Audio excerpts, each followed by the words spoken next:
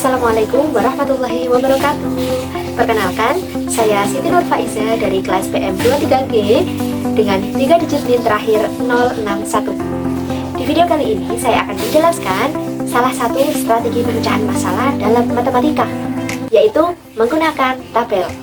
Nah, menggunakan tabel adalah salah satu strategi pemecahan masalah matematika yang bisa digunakan siswa untuk menyelesaikan suatu permasalahan dengan mendaftar berbagai informasi ke dalam suatu bentuk yang lebih terorganisir, yaitu dalam bentuk tabel.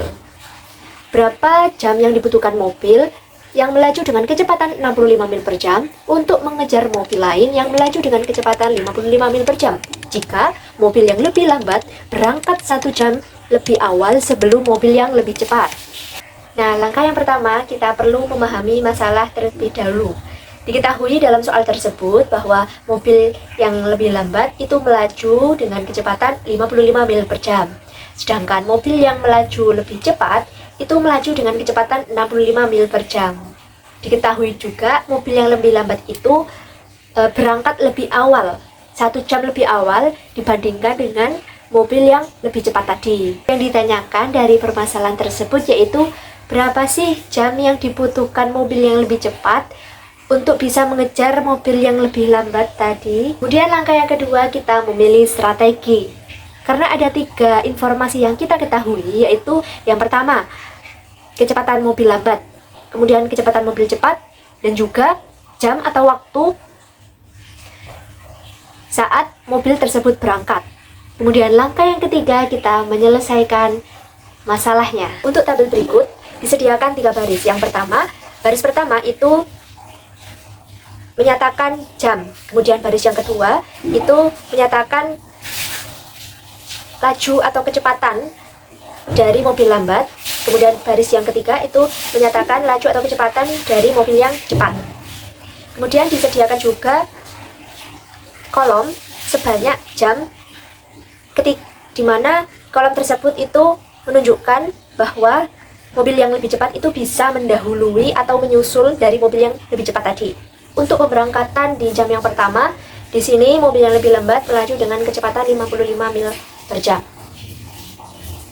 Nah, karena mobil yang lebih lambat ini berangkat lebih awal, jadi mobil yang lebih cepat ini masih belum berangkat. Kemudian, untuk jam yang kedua, di sini mobil yang lebih cepat mulai berangkat, yaitu dengan kecepatan 65 mil per jam. Sedangkan untuk mobil yang lebih lambat ini dijumlah dengan 55 mil per jam. Jadi totalnya 110 mil per jam untuk waktu yang kedua, yaitu di jam yang kedua. Karena mobil yang lebih cepat ini masih di bawah mobil yang lebih lambat, yaitu 65, itu masih kurang dari 110, sehingga kita perlu menambahkan lagi di waktu berikutnya. Di jam yang ketiga, mobil yang lebih lambat ini 110 ditambah 55, totalnya 165. Kemudian yang mobil cepat ini 65 ditambah 65, berapa? Nah, 130 kan? Karena 130 itu masih di bawah 165, maka kita harus jumlahkan lagi selanjutnya di jam yang keempat. Nah, karena di sini kita sudah mendapatkan nih di jam yang ketujuh ya. Nah, di jam yang ketujuh ini mobil cepat sudah berhasil mendahului dari mobil lambat, yaitu mencapai 390. Sedangkan yang mobil lambat ini masih 385.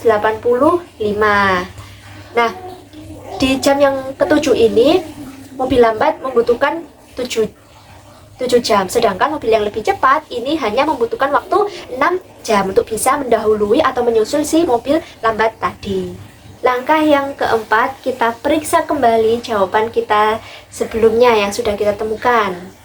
Ya, betul sekali, kita sudah menemukan total atau jumlah jam yang dibutuhkan mobil cepat untuk bisa mengejar mobil lambat, yaitu membutuhkan waktu selama 6 jam untuk bisa mengejar mobil lambat.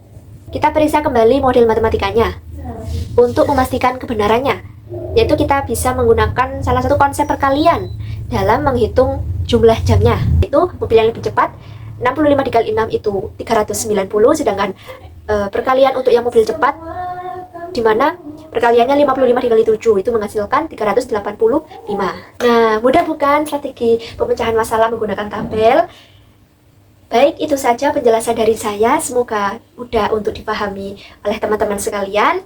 Mohon maaf bila ada kekurangan atau kesalahan dalam penjelasan. Terima kasih, sekian dari saya. Wassalamualaikum warahmatullahi wabarakatuh.